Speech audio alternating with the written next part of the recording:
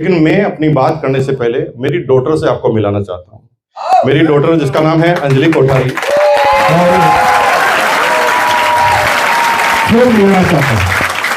उद्देश्य समझ लीजिए मेरा, आप में से सब लोग आरसीएम में उससे ज्यादा जानते हैं, क्योंकि उसने तो आरसीएम ज्वाइन किया अभी मार्च में। तो आप में से किसी भी व्यक्ति को आरसीएम नहीं सिखा सकते, क्योंकि आरसीएम में आपका नॉलेज उससे ज्यादा है। लेकिन आपने आरसीएम ज्यादा किया है, उसने आरसीएम देखा ज्यादा है, क्योंकि वो 24 साल की है और आरसीएम 23 साल का है। 23 साल से मुझे आरसीएम करते हुए देख रही है। जब वो 1 साल की थी, होश संभाला ना, तब से वो जानती है कि पापा कब उठते थे, कब जाते थे, लोग कैसे आते थे, वो कैसे रिएक्ट करते थे, पूरे दिन में क्या काम करते थे, स्कूटर पर कैसे दौड़ भाग करते थे, सर्दी गर्मी में क्या होता था, सफलता मिली तो क्या हुआ। ये इतनी बारीकी से वो सारी ज्यादा चीजें जानती थी। लेकिन कहते ना कि दिए तले अंधेरा, तो हम पूरी दुनिया को समझा रहे थे, लेकिन घर वाले नहीं समझ रहे थे। बच्चों को क्या समझ में आता वो हमें पता नहीं था। तो बच्चे आरसीएम से दूर होते जा रहे थे, इतने दूर हो गए कि उन्होंने इकोनॉमिकल क्राइसिस तो कभी देखी नहीं। पैसे की वैल्यू क्या होती है वो तो आप लोग जो अलग अलग स्टेट से यहाँ पर आकर बसे हैं वो जानते हैं, है ना। ये थोड़े से चंद पैसों के लिए आपको स्टेट छोड़ने पड़े, अपने घर बार को छोड़कर फरीदाबाद पे दिल्ली में आकर बसना पड़ा। तो पैसों की वैल्यू ये बच्चे जो अच्छे जगह पर पैदा हुए हैं उनको पता नहीं है। क्योंकि जब वो 2 साल की थी तो ना, मेरा आरसीएम बिजनेस का 1 महीने का कमीशन 2,85,000 का था। 1 महीने का 2,85,000 का, जब वो 2 साल की थी। तो इकोनॉमिकल क्राइसिस क्या होता है उन्हें पता नहीं है। मेरी पूरी इंटायर एजुकेशन हुई है 5 रुपए सालाना फीस में। गवर्नमेंट स्कूल के अंदर 5 रुपए सालाना फीस लगती थी, उसमें मेरी एजुकेशन हुई। और जब वो 2nd, 3rd, 4th क्लास में पढ़ती थी तो उसकी फीस थी 7 लाख रुपए पर ईयर। अभी के हिसाब से बात करें, 2002 के बाद अभी के हिसाब से बात करें तो 25 लाख रुपए पर ईयर, इतनी फीस में वो स्कूलिंग की। बिट्स पिलानी के अंदर उसकी पूरी इंटायर एजुकेशन हुई, बिल्डा इंटरनेशनल स्कूल के अंदर। 12th किया उसने, फिर अमेरिकन इंस्टीट्यूट से फैशन कम्युनिकेशन की डिग्री ली। एक होता है फैशन डिजाइनर, एक होता है फैशन कम्युनिकेशन। डिजाइनर मतलब कपड़े बनाना, कम्युनिकेशन मतलब कपड़े की मार्केटिंग करना। तो फैशन कम्युनिकेशन की डिग्री ली। फिर उसने जॉब चालू किया मुंबई में, पीआर का, पब्लिक रिलेशनशिप ऑफिसर का जॉब चालू किया, फिल्मी सेलिब्रिटी का। तो शाहिद कपूर, अनिल कपूर, प्रियंका चोपड़ा, इन सब की वो पीआर रही है। पीआर का मतलब क्या पहले समझ लीजिए। पब्लिक जो होती है ना, उसके अंदर एक सेलिब्रिटी की इमेज कैसी हो, ये पीआर डिसाइड करता है ना। पीआर कहता है ऐसा ऐसा करो ताकि पब्लिक आपके बारे में ये सोचेगी। जैसे नरेंद्र मोदी जी को आपने कोविड में दाढ़ी बढ़ाते हुए देखा कि नहीं देखा? कितनी बड़ी दाढ़ी कर ली थी उन्होंने। ये उनका आइडिया नहीं था, वो उनके पीआर का आइडिया था। पीआर ने उन्हें समझाया कि कोविड में सब लोग परेशान हैं, नौकरियां छिन रही है, रोजगार जा रहे हैं, भूखे मर रहे हैं लोग बाग, और तुम अगर दाढ़ी बनाकर घूमोगे तो लोगों को तुम्हारे पर गुस्सा आएगा, दाढ़ी बढ़ा लो। और उन्होंने दाढ़ी बढ़ाकर मैसेज दे दिया, भाई और बहनों, दुखी तुम अकेले नहीं हो, मैं भी हूं, देखो दाढ़ी बढ़ा। ये पीआर का काम होता है। पद्मावत फिल्म आपने देखी? तो पद्मावत फिल्म में, फिल्म रिलीज होने से पहले, फिल्म की शूटिंग होने से पहले केस हो गए। अरे भाई, अभी फिल्म में है ही क्या यही पता नहीं है, तो पहले कैसे केस हो सकते हैं? तो मजे की बात यह है, केस होते नहीं, पीआर के द्वारा करवाए जाते हैं। पब्लिक ताकि सोचे कि इसके अंदर कोई खास बात है। केस हुआ इसका मतलब इसको देखना ही। कहीं पर भी 2 आदमी झगड़ा करते हैं तो हमारी आदत क्या होती है, हम सुनते हैं झगड़ा क्यों हो रहा है ना।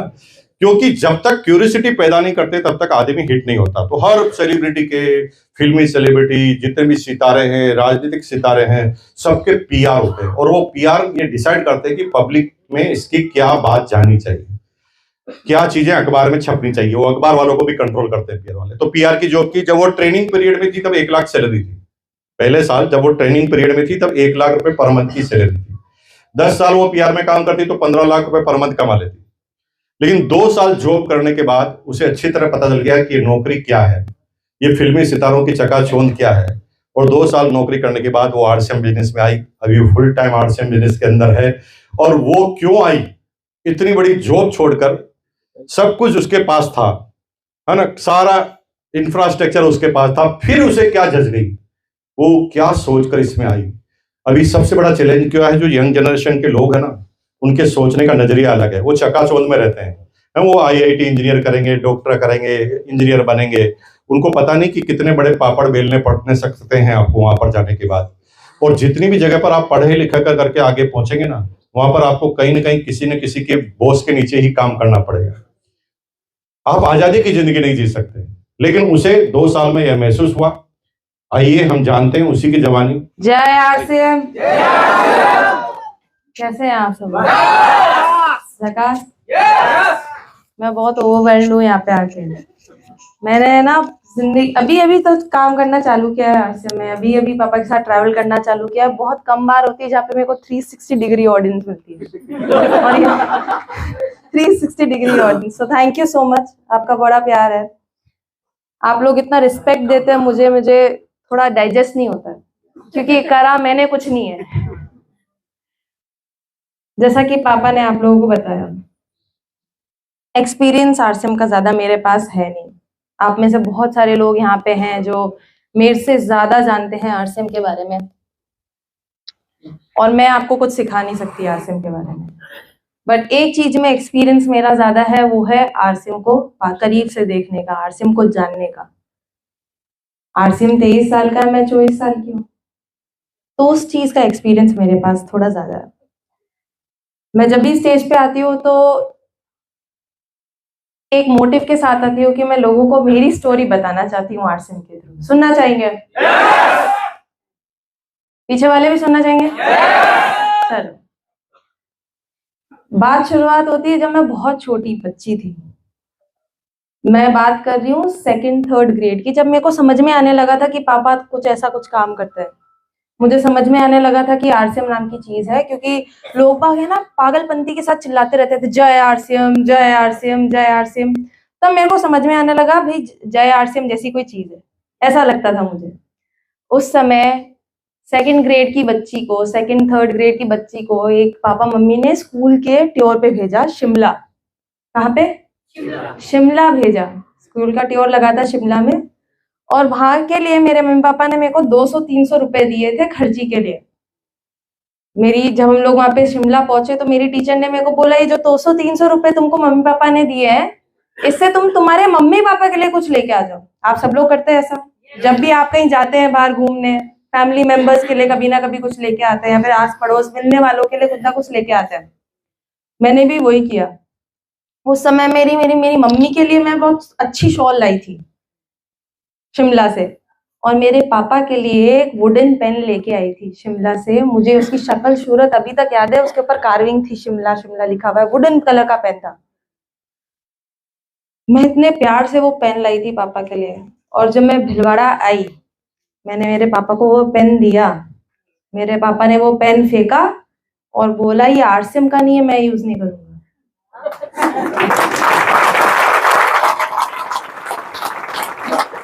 आप लोगों को बहुत अच्छा लग रहा होगा, वाह वाह मुकेश। आप लोगों को बहुत अच्छा लग रहा है, पर आप समझो मैं छोटी सी बच्ची थी, मैंने डिसाइड कर लिया था मुकेश कोठारी के लिए कभी जिंदगी में कुछ करना ही नहीं, कभी कुछ नहीं करूंगी। डिसाइड कर लिया था। मतलब जय आरसीएम क्या पागलपंती चढ़ी रहती थी एकदम, जय आरसीएम जय आरसीएम। एक बार क्या हुआ था, हम बहुत छोटे हुआ करते थे, पापा का कॉल टाइम, मीटिंग का कॉल टाइम था पूरी टीम का 8 बजे सुबह। कुछ लोग इतने पागल थे, 5:30 बजे हमारे घर पे आ गए सुबह। छोटे बच्चे को क्या है, मतलब उसको ज्यादा समझ में नहीं आता। मैं इरिटेट हो गई थी। मुझे लगा था यार ये पीछा छुड़े है जो अच्छा। मेरे को समझ में नहीं आता। तो छोटे बच्चे को तो यही चाहिए, पीस शांति, मेरे को अपने आप में रहने दो। क्या होता था, लोग बाग आते थे आरसीएम के, जब भी मीटिंग या फिर कुछ प्लान डिस्कशन वगैरह होता था, तो परेड मेरी और मेरी बहन की लगती थी। खाना हमको खिलाना, नाश्ता हमको देना, पानी हमको देना। परेड, मैं परेशान हो गई थी। मैंने जिंदगी में डिसाइड कर लिया था कि कुछ भी कर लूंगी, आरसीएम नहीं करूंगी। कुछ भी कर लूंगी, आरसीएम तो टच भी नहीं करूंगी, आसपास भी नहीं जाऊंगी आरसीएम के। तो क्योंकि मुझे आरसीएम से इतनी नफरत थी, मैंने डिसाइड कर लिया था कि जिस चीज में मैं अच्छी हूँ उसके बारे में मैं पढ़ाई करूंगी और उसके अंदर जॉब लूंगी। सब लोग ऐसा सोचते हैं, सब लोग ऐसा करते हैं। आप लोग पहले उसके बारे में पढ़ाई करते हैं, जिस चीज में आप अच्छे हो, जिस चीज के अंदर आपकी क्यूरियोसिटी है, आप पढ़ते हो उसके बारे में और फिर उसी के अंदर आप जॉब लेते हो। मैंने वही किया। मुझे हमेशा से लगता था कि मैं फैशन में अच्छी हूँ, फैशन की मार्केटिंग में काफी अच्छी हूँ। जैसा कि पापा आप लोगों ने बताया ना, डिजाइनिंग अलग है, मार्केटिंग अलग है। मुझे हमेशा से लगता था मैं मार्केटिंग में अच्छी हो सकती हूँ फैशन की। तो मैंने फैशन मार्केटिंग का कोर्स किया एसडी पार्सन से। Parson School of Design world का नंबर 1 डिजाइन कॉलेज है। आप लोग सर्च करेंगे, आप लोगों को पता लगेगा। मैंने अपनी माँ से डिग्री ली। जब मेरी ग्रेजुएशन खत्म हो गई तब मेरे को 3 कंपनी से ऑफर था। 3 कंपनी से ऑफर था, उनमें से एक कंपनी थी रेनड्रॉप मीडिया, जो कि फिल्म स्टार्स और फिल्म की पब्लिसिटी करती थी। अभी आप लोगों को लग रहा है इसने सेलिब्रिटीज के साथ काम किया है, बड़े बड़े सेलिब्रिटीज के साथ काम किया है। मैं भी इसी चीज को देख के बहुत ज्यादा पागल हो गई थी। मैंने सोचा उस समय कि यार सेलिब्रिटीज के साथ काम करना किसको अच्छा नहीं लगता, किसको उनके साथ बैठ के बात करना, किसको उनके मोबाइल नंबर सारे फोन में रखना, उनके घर पे जाके उनके साथ उनकी मूवीज देखना, किसको अच्छा नहीं लगता। मुझे वो पार्ट बहुत अच्छा लगा और मैंने अपनी नौकरी उस सेक्टर में ले ली। शुरुआत के 6 महीने मुझे बहुत मजा आया, क्योंकि आपको समझाती हूँ, क्योंकि मैं फिल्म्स की पब्लिसिटी करती थी ना, तो जो फिल्म आज आप देख रहे हो वो मैं 6 महीने पहले फिल्म सेलिब्रिटी के साथ बैठ के देख लेती थी, या तो उनके घर में या फिर उनके स्टूडियोज में। ये मेरी लाइफस्टाइल हुआ करती थी, हर एक पार्टी में इनवाइट होना, क्योंकि जहाँ पे मीडिया का काम था, जहाँ पे मीडिया 24/7 चलता है, जहाँ पे मीडिया वहां पे मैं। मुझे बहुत अच्छा लगता था शुरुआत के दिनों में। शुरुआत के 6 महीने में मुझे ऐसा लगा था मम्मी पापा से छुटकारा मिल गया। अरे वाह, कितनी अच्छी लाइफस्टाइल है मेरी, तो जबरदस्त मजा आ गया, पैसे भी अच्छे आ रहे हैं। पापा मम्मी कुछ बोल ही नहीं सकते, क्या ही बोलेंगे, अब तो मेरे पैसे, कुछ नहीं बोल सकते। But little did I know, 6 महीने के बाद मेरा एक प्रमोशन लगा और मेरे को और बड़ी सैलरी मिलने लगी। पर वो मेरे को रियलाइज नहीं हुआ कि अगर मेरी सैलरी बढ़ेगी तो वर्कलोड भी तो बढ़ेगा। मेरा वर्कलोड बढ़ गया बहुत ज्यादा। आप मानेंगी नहीं, मैं अकेली लड़की बॉम्बे जैसी शहर में रहती थी अकेले, और मैं रोज सुबह 8 बजे घर से बाहर निकलती थी और रोज रात में 3 बजे घर पे आती। मर गई थी मैं काम करते करते। ऐसा तो था नहीं कि मैं काम नहीं कर रही हूँ, मेरे को कोई जबरदस्ती पैसे दे रहा है, ऐसा तो था नहीं। मैं काम कर रही हूँ इसलिए पैसे मिल रहे हैं मुझे। पर किस चीज के लिए मिल रहे थे, मैं एंजॉय भी नहीं कर सकती थी। सैटरडे संडे मेरे को ऑफ नहीं मिलता था। मेरे को मैं ये मम्मी पापा से मेरी एक हफ्ते में एक बार बात हो जाए, वही बहुत बड़ी बात हुआ करती थी। खुद के लिए टाइम नहीं था। जिस नौकरी को मैं इतना प्यार करती थी, उस नौकरी से मुझे प्यार नहीं रहा था, क्योंकि मैं सिर्फ अब उठ के बस काम खत्म करना चाहती थी, बस। ये मेरी लाइफस्टाइल हो चुकी थी। मैं क्यों कर रही थी मुझे नहीं पता। उस समय क्या हुआ कि मुझे एक बात याद आई पापा की। मैं जब ये नौकरी जब ले रही थी ना, तब मेरे को पापा हमेशा बोलते थे कि तू 2 साल काम तो करके देख ले, तुझे समझ में आ जाएगा तेरी नौकरी में और मेरी चीज में क्या डिफरेंस है। तो मैं क्या कंपैरिजन खूब करती थी, अभी भी करती हूँ पापा से, खूब कंपैरिजन करती थी। मुझे रियलाइज हुआ कि यार मेरे ऐसा तो है नहीं कि मैं मेरे पापा से बहुत ज्यादा कमा रही हूँ। मेरे पापा मेरे से ऑब्वियसली बहुत ज्यादा कमाते हैं, पर मेरे पापा आराम से काम करते हैं, लगन के साथ काम करते हैं, पैशन के साथ काम करते हैं। जिस चीज में मेरे लगन ही नहीं है, पैशन ही नहीं है, मैं कैसे काम करूं। मैंने मेरे पापा को सिर्फ वैसे ही काम करते हुए देखा है, मस्ती में काम करते हुए देखा है, और मेरे वो काम में मेरी मस्ती रही नहीं थी। उस दिन मैंने ऐसा सोचा कि शायद मेरे पापा जो करते हैं वो ठीक ही है। बस ऐसा लगता था कि जो करते हैं वो ठीक ही है, फिर भी मेरे लिए नहीं है। ये मेरा फर्स्ट रियलाइजेशन था कि ठीक है, आरसीएम है, कुछ कर लेंगे, ठीक है। बट फिर 1 साल हो गया मेरी नौकरी को। 1 साल खत्म होने के बाद कुछ ऐसा हुआ जो बहुत बड़ा डिसीजन था मेरा आरसीएम करने के पीछे, बहुत बड़ा। ये सबसे बड़ा रीजन था मेरा कि मैंने डिसाइड कर लिया कि शायद आरसीएम से बेटर कुछ है नहीं। मैं बात कर रही हूँ एआई की, आर्टिफिशियल इंटेलिजेंस की। आप में से कितने लोगों को आर्टिफिशियल इंटेलिजेंस के बारे में पता है? काफी लोगों को पता है। जिन लोगों को पता नहीं है मैं आपको समझाती हूँ, सब्र रखिए। अगर नहीं आए समझ में तो बताना। सिंपल सी भाषा में आर्टिफिशियल इंटेलिजेंस को अगर समझाना चाहूँ तो आप लोग जब छोटे बच्चे हुआ करते थे तब आप सोचते थे कि यार जब मैं बड़ी होंगी या फिर होऊंगा तब मेरा सारा काम एक कंप्यूटर करने लग जाएगा, सोचते थे ऐसा? सो गए क्या सब लोग? सो गए सब लोग? सोचते थे कि नहीं सोचते थे ऐसा कि कभी ना कभी कोई कंप्यूटर, जितनी भी सारी चीजें आज मैं कर सकता हूँ वो एक रोबोट करने लगेगा या फिर कहीं कंप्यूटर करने लगेगा। मेरी नौकरी में मेरे साथ ऐसा होने लग गया। विद इन 1 ईयर किसी को पता नहीं था कि चैट जीपीटी नाम की कोई चीज आ जाएगी, किसी को नहीं पता था। चैट जीपीटी के अंदर क्या होता है, जैसे आप लोगों को पापा ने बताया ना, पब्लिसिटी में क्या जर्नलिस्ट के साथ भी काम करना होता है। तो कई बार फिल्म्स के ऊपर जब भी आप आर्टिकल पढ़ते हैं तो कई बार उनका पब्लिसिस्ट लिखता है, तो वो आर्टिकल्स मेरे को लिखने पड़ते थे। यूजुअली चैट जीपीटी के आने से पहले वो काम मेरा 2 दिन का काम हुआ करता था, क्योंकि 2 दिन के काम में पहले मेरे को वो मूवी देखनी पड़ती थी, सेलिब्रिटी का इंटरव्यू लेना पड़ता था, लैपटॉप खोल के लिखो और फिर बॉस अप्रूव करता था। पर चैट जीपीटी के आने के बाद आज वो 2 दिन का काम मेरा सिर्फ 5 मिनट का काम हुआ। सिर्फ 5 मिनट में जो काम मेरे को 2 दिन लगते थे ना जिस काम में, वो 5 मिनट में हो जाता था, क्योंकि मैं कंप्यूटर को बोलती थी देख भाई ऐसा ऐसा है, ऐसा ऐसा लिखना है, इसके ऊपर एक आर्टिकल लिख दे। इतना अच्छा आर्टिकल लिखता था बॉस, एक ही बार में अप्रूव कर देता था, इतना अच्छा आर्टिकल। उस समय मेरे को रियलाइज हुआ कि ये तो मेरी नौकरी का सिर्फ एक पार्ट है जो एक कंप्यूटर कर सकता है। धीरे धीरे एक कंप्यूटर क्या क्या करने लगेगा मुझे भी नहीं पता चलेगा, धीरे धीरे मेरी नौकरी मेरी भी नहीं रहेगी, कंप्यूटर कर लेगा।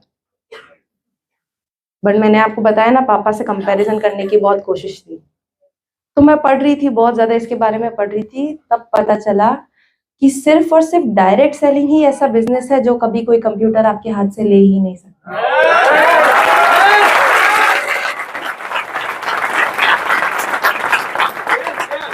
जानना चाहेंगे क्यों? जो लोग नहीं जानना चाहते वो हाँ, चलो बताते हैं। Direct selling at core, direct selling का मतलब ही ह्यूमन कनेक्शन से है। आप जब भी किसी इंसान से बात नहीं करोगे, ह्यूमन इमोशंस नहीं समझोगे, ह्यूमन इंटरेक्शन नहीं करोगे, जब भी किसी से बात नहीं करोगे तो डायरेक्ट सेलिंग हो ही नहीं सकती। आपने कभी किसी कंप्यूटर को बात करते हुए देखा है? तो कैसे कोई कंप्यूटर डायरेक्ट सेलिंग कर सकता है? yes. हमें शुरुआत से सिखाया जाता है कि कंप्यूटर को सिर्फ 0 और 1 समझ में आता है। क्या? 0 और 1, वही कोड समझ के आज कंप्यूटर जो कुछ भी कर सकता है वो कर सकता है। पर कभी कोई कंप्यूटर ह्यूमन इमोशन समझ ही नहीं सकता। आपकी क्या प्रॉब्लम है, मेरी क्या प्रॉब्लम है, उसके अकॉर्डिंग मैं आपको एक प्रोडक्ट बताऊं, ऐसा कभी कोई कंप्यूटर कर ही नहीं सकता, क्योंकि कंप्यूटर को डेटा चाहिए रहता है, हिस्ट्री चाहिए रहती है, इमोशंस नहीं समझ में आते कंप्यूटर को। जब मुझे ये चीज समझ में आई, मुझे लगा ये बहुत ज्यादा फ्यूचरिस्टिक है, मेरी नौकरी तो धीरे धीरे चली जाएगी। और मुझे पता है आज तो विद इन 1 ईयर एक कंप्यूटर मेरी नौकरी करने लगा है। धीरे धीरे क्या हो जाएगा पता नहीं चलेगा। अभी जैसे आप में से कितने लोग फार्मर्स हैं यहाँ पे? कोई फार्मर है? और क्या क्या ड्राइवर्स वगैरह हैं यहाँ पे, कुछ नौकरी करते हैं? तो जैसे आप लोगों को बताना चाहूंगी मैं, अगर आपको लग रहा है कि ड्राइविंग का बिजनेस कहाँ जा रहा है, कहीं नहीं जाएगा, कभी कोई कंप्यूटर कर ही नहीं पाएगा, पर कर रहा है ना। टेस्ला ने ऐसी गाड़ी बना दी है जो ऑटोमेटिक चलती है, किसी ह्यूमन की जरूरत नहीं होती है। फार्मर्स, अगर कोई फार्मर है तो उनको बताने में बहुत खुशी होगी कि ऐसे फार्म डेवलप्ड हो गए जहाँ पे रोबोट्स ही काम करते हैं, एक भी इंसान काम नहीं करता, वो रोबोट जाता है, एक बीम फेंकता है उसके ऊपर, प्लांट के ऊपर, पता लगा लेता है इसको क्या बीमारी है, पेस्टिसाइड की जरूरी है, कितना पानी की जरूरी है, फ्रूट निकालना है या नहीं निकालना है, सब कुछ पता कर लेता है। तो अभी शायद इंडिया में ये चेंज धीरे धीरे हो रहा है, बट विद इन 5 ईयर्स ये चेंज बहुत ज्यादा तेज हो जाएगा। मेरे को ये जब चीज रियलाइज हुई, मुझे लगा कि आगे पीछे मुझे आरसीएम में कुछ ना कुछ तो करना पड़ेगा। मेरे पापा के पास बहुत सेट, मैं लकी हूँ कि मेरे पापा ने मेरे को एक सेट बिजनेस करके दिया है। आप ही वो अपने बच्चों के लिए चीज कर सकते हैं।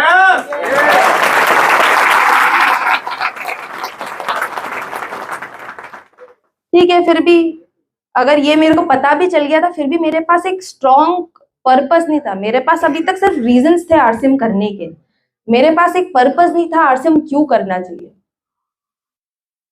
फिर एक दिन क्या हुआ, ये मेरी नौकरी को 1.5 ईयर्स हो चुके थे। मैं आपको अभी की बात बता रही हूँ, मार्च पिछले साल की बात बता रही हूँ। सब लोगों ने प्रियंका चोपड़ा का नाम सुना है? Yes. प्रियंका चोपड़ा अमेरिका से इंडिया आई थी किसी काम से, और क्योंकि मैं उसकी पब्लिक रिलेशन मैनेजर थी, ऑफ कोर्स मेरा काम था उसको इंटरव्यूज करवाना, उसका अगर वो स्टेज पे आ रही है तो उसको बताना कि क्या बोलना है, सारी स्क्रिप्ट होती है उसकी।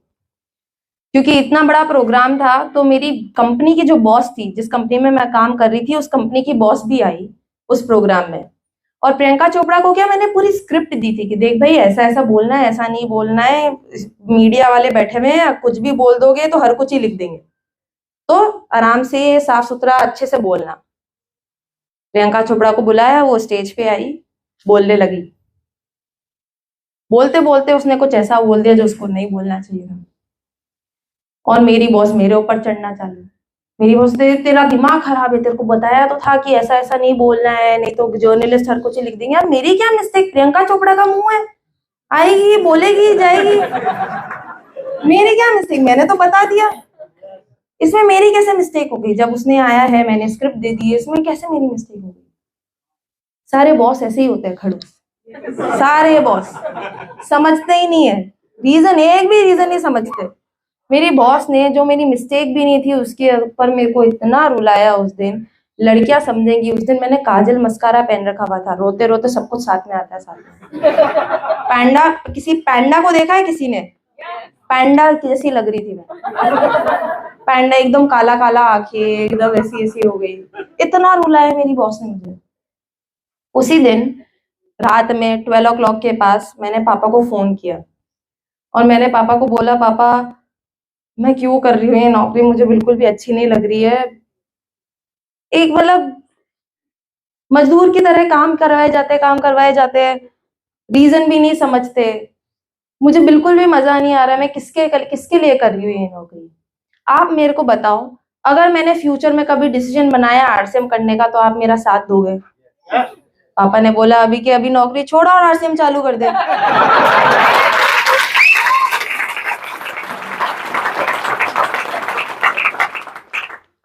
पर ये मैंने जोश में बोल दिया था। सुबह उठ के ऐसा रिग्रेट हुआ मुझे, अरे भाई क्यों बोला मैंने ऐसा, मैं रेडी हूँ कि नहीं हूँ आरसीएम के लिए मुझे कैसे पता, अभी तो ये नौकरी कैसे छोड़ूंगी, क्या करूंगी। बट क्या है ना, पापा हमेशा फॉलो अप की बात करते हैं ना उनके सेमिनार में, उनकी बच्ची के साथ फॉलो अप करना चालू कर देता हूँ। मेरे को सुबह सुबह फोन आया वापस से पापा का, मैं जब ऑफिस की तरफ जा रही थी तब पापा का फोन आया। पापा ने बोला, अच्छा तूने बोला था तू आरसीएम करेगी, अब तू ऐसा कर, है ना, 17 मार्च को मेरी नाला सुपारा में मीटिंग है, नाला सुपारा बॉम्बे में, मेरी नाला सुपारा में मीटिंग है, तू ऐसा कर, तू मीटिंग में आ जा। आप में से बहुत सारे लोगों को भी यहाँ पे जबरदस्ती लाया गया है, मुकेश कोठारी की खुद की बेटी को भी जबरदस्ती लाया गया। मेरी क्या छुट्टी नहीं रहती थी, सैटरडे संडे मेरी छुट्टी नहीं रहती, तो मैं बॉस को झूठ बोल के कैसे भी करके मैं पापा के साथ मीटिंग में चली गई। अब मैं मीटिंग में गई, दिमाग खराब होना चालू, क्योंकि सब लोग जय आरसीएम चला रहे। इतना परेशान कर दिया। शुरुआत के 10 मिनट में मैंने डिसाइड कर लिया कि शायद मैंने बहुत जल्दी बोल दिया, कुछ गलत ही बोल दिया पापा को, अब मैं पीछा कैसे छुड़ूं। एक के बाद एक करके लोग बाग आए जा रहे हैं, आरसीएम क्यों करना चाहिए, बात कर रहे हो उसके बारे में। सब लोग आके यही बात बता रहे हैं, आरसीएम इज ग्रेट, आरसीएम करना चाहिए, ये वो। पर मेरे को समझ में नहीं आ रहा था ये क्यों कर रहे हैं। मैं तो बड़ी हूँ आरसीएम के साथ, मैं तो बड़ी हुई हूँ, मेरे को तो आरसीएम का A to Z पता है क्या है बिजनेस में, समझ में नहीं आ रहा था। फिर एक कोर लीडर नहीं, सॉरी, एक फीमेल लीडर है, मैं सपना बाफना, आप में से लोगों ने सुना है किसी का नाम, उनका नाम सपना बाफना, बॉम्बे से काम करती है, मेनली वो वुमेन एम्पावरमेंट वगैरह के ऊपर काम करती है, आरसीएम में की सोल के ऊपर काम करती है। वो स्टेज पे आई और वो बताने लगी कि कैसे ये बिजनेस लड़कियों के लिए है, डायरेक्ट सेलिंग का बिजनेस, एक लड़की से एक लड़की ने शुरुआत की थी। वो इन सब चीजों के बारे में बात कर रही थी, और मैं उस समय ज्यादा सुन नहीं रही थी, क्योंकि मेरे को ज्यादा इंटरेस्ट नहीं था कि क्या बोल रहे लोग, मैं ज्यादा सुन नहीं रही थी, जैसे आप लोग भी, कई लोग होंगे यहाँ पे ऐसे।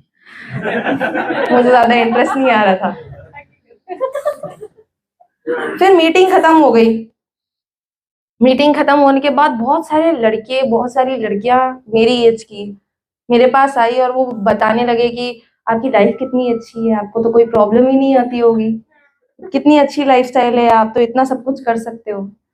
उस मीटिंग के बाद मेरे को रियलाइज हुआ कि अब मेरे को चमका कि अगर मैं जैसी भी लड़की हूँ आज, जो भी कर सकती हूँ as a women, as a लड़की, अगर आज मेरे मम्मी पापा मेरे को सोलो ट्रिप पे इंटरनेशनली भेज देते हैं, वो सब किसकी वजह से मैं कर सकती हूँ? हमारी लाइफ में आरसीएम है, इसकी वजह से मैं ऐसा सब कुछ कर सकती हूँ।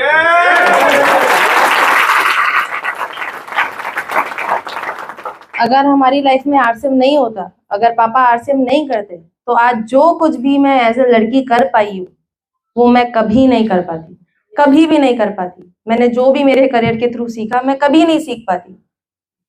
और जब ये मेरे को रियलाइज हुआ ना, तब मैं चाहती थी कि ये स्टेज जो आज मैं यहाँ पे जहाँ पे हूँ, वो स्टेज मैं बाकी लड़कियों को भी एक्सटेंड करना चाहूंगी, क्योंकि अगर मेरी लाइफ में सिर्फ आरसीएम की वजह से इतने सारे चेंजेस आ सकते हैं, तो बाकी सारी महिलाओं की लाइफ में क्या क्या हो सकता है।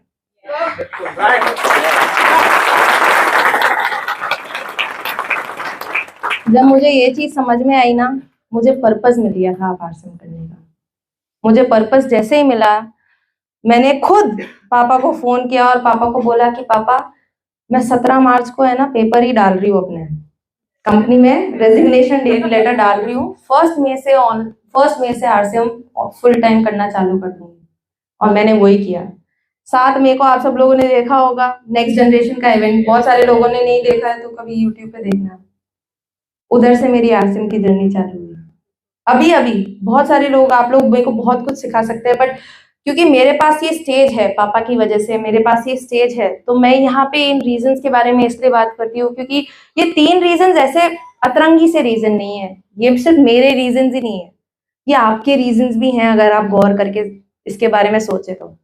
सबकी नौकरी सबको परेशान करती है, सबका बॉस सबको परेशान करता है, सबकी नौकरी सबके हाथ से जाने वाली है। और वुमेन एम्पावरमेंट सिर्फ आज एक लड़की का काम नहीं रहा है, लड़कों का भी इक्वल काम हो गया है। सिर्फ एक लड़का ही घर नहीं चलाता है, लड़की भी इक्वली साथ देती है उस चीज में। तो क्योंकि ये जो 4 रीजंस जो मैंने आपको बताए, ये सिर्फ मेरे रीजंस नहीं, आपके भी रीजंस है। और अगर आपके रीजंस नहीं है तो अगर आप किसी को आगे फ्यूचर में किसी को ज्वाइन कराएं, उनके रीजंस बन सकते हैं, स्पेशली यूथ।